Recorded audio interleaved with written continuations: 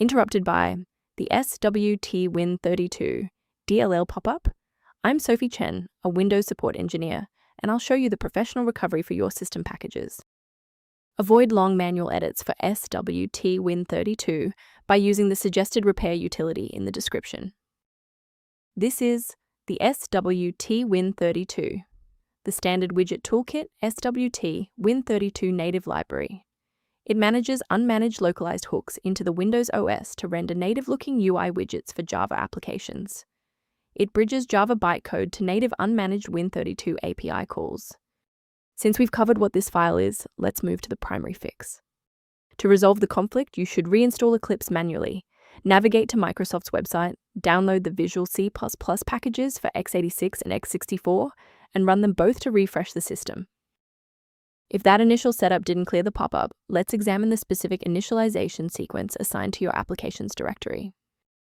A full system restart clears the temporary memory cache and allows Windows to attempt a fresh initialization of all required libraries, including swt-win32.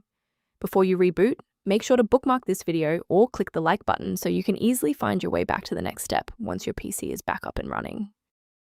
Restart unsuccessful, no problem. Let's jump straight into step 3. Remember to pause the video if you need to double-check your inputs. Rebooting didn't restore the monitoring tools, so let's run a command to reset the performance indicators.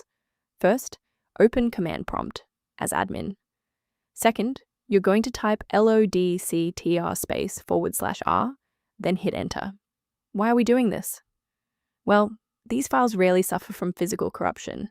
Instead, their registration in the performance hive becomes desynced. This command purges those stale entries and rebuilds the registry links. While we've identified the fix, it's vital to discuss how to keep your environment secure from common threats. Installing an unverified version of swt-win32 DLL is a common security pitfall that can inadvertently bypass your system's built-in execution safeguards and firewall.